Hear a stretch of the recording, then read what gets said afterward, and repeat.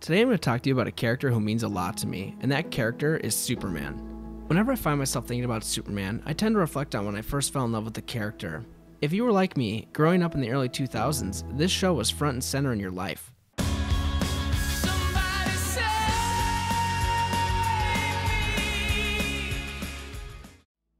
What contributed to Smallville's success was how it made Superman relatable. It showed us a young Clark Kent becoming the hero we know he is now. It showed us a Man of Steel who faced all the challenges we would face in our lives, like finding your place in the world, or working up the nerve to talk to the person we liked. Smallville focused on human issues, and that's why it resonated so well with us as an audience. It really stood out from all the other types of Superman stories that focus on more of the bombastic sci-fi adventures he is known for. It isn't that people don't enjoy the stories where Superman is being a god. For example, take Grant Morrison and Frank Quitely's All-Star Superman for instance, which is widely considered the greatest Superman story ever told. When Superman being powerful is explored in a creative way, those larger-than-life stories are enjoyable to read. However, it is easier to explore him as a character when he has more relatable obstacles to face, like growing up. The most popular story about Clark growing up is Superman for All Seasons, which next to All-Star Superman is probably one of the most popular Superman stories. As I was looking online, I found a lot of different videos talking about those two stories, and I just don't feel like I have anything else to add to that conversation that hasn't already been said. Another comic run that I feel like needs to be added to the conversation of best Superman stories is Max Landis's Superman American Alien. Superman American Alien is a 7-part series written by Max Landis and illustrated by a different artistic team on every issue. Normally I do not enjoy when artists change too often on a book, but I feel like in this instance it really lent itself to the story as well as showing the current level of talent in the comic industry.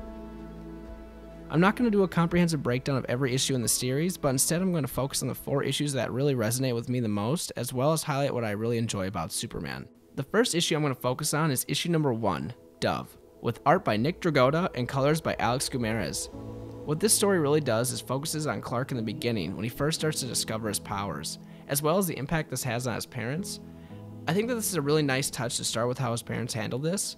Throughout the issue, we go ahead and see how Clark reacts to his powers developing and really focusing on how Jonathan is handling it. Max Landis zeroed in on the fear that Jonathan is experiencing at that time and how he copes with it. We see a father who steps up by accepting Clark's gifts, which in turn allows Clark to embrace them as well and for the first time start to enjoy them. The next issue I'm going to talk about is issue number 3, Parrot, with art by Joelle Jones and colors by Rico Renzi. The topic that stands out in this issue the most is the topic of identity. The story begins with Clark crashing Bruce Wayne's birthday party.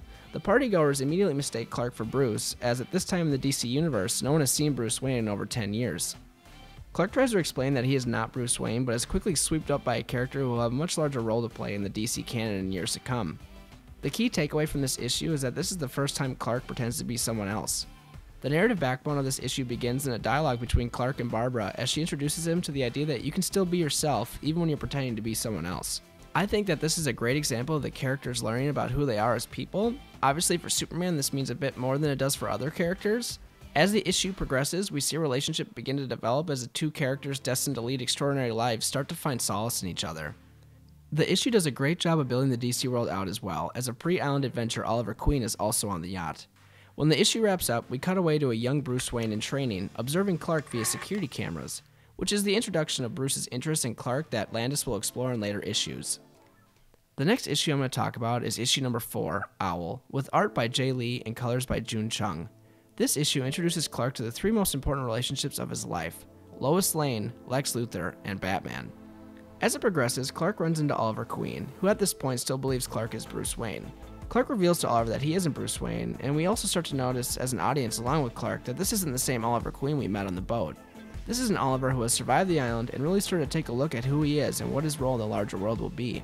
I find in these little character interactions, Max Landis is really flexing his creativity, and it also shows his love of these characters. The issue's theme of responsibility of power is introduced through this back and forth between Clark and Oliver. Moving forward, we run into Lex Luthor, who represents the opposite end of the power spectrum from Oliver.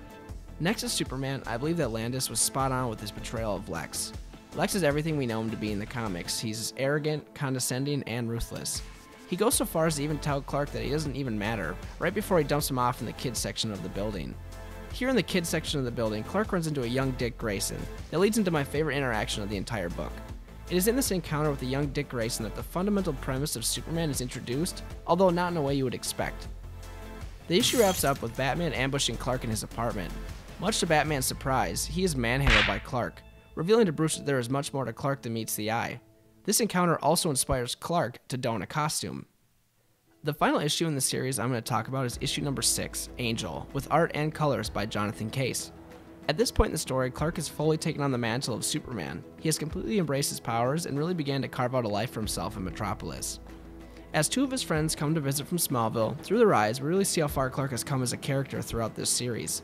This issue digs into what it is like experiencing our friends growing up around us. As we all get busier in life, we run the risk of losing touch with our friends. As Clark has started pursuing his life as a superhero more and more, we see that he has lost touch with his friends and himself. After a night on the town, a fight between Clark and Pete breaks out, and Pete really takes a shot at how Clark has been handling things. This argument shows how shallow Superman's attempts have been to make a difference, as he really doesn't have a clear reason for doing anything. Clark eventually storms off, and in his drunken frustration, tries to fly into space. Unfortunately for Clark, punching through the ozone layer doesn't go as planned. Luckily for Clark, he is saved by Abin Sur, the original Green Lantern of Sector 2814. In this confrontation between Clark and the Green Lanterns, Abin Sur reveals to Clark that he is a Kryptonian. I wish at this point in the series it would have wrapped up on this quiet note of Clark realizing he isn't alone in the universe, as I really never did connect with the final issue and his battle with Lobo. Not that it isn't a really good issue, I just would have preferred a less flashy ending to this series. So guys, wrapping up, Superman American Alien is a great read and has gone on my bookshelf alongside All-Star Superman and Superman for All Seasons as fundamental Superman stories you need to read. You know, if you aren't a huge Superman fan, maybe these are the books you need to read to really become one. I've really enjoyed talking to you guys about this and look forward to sharing other pop culture topics with you in the future.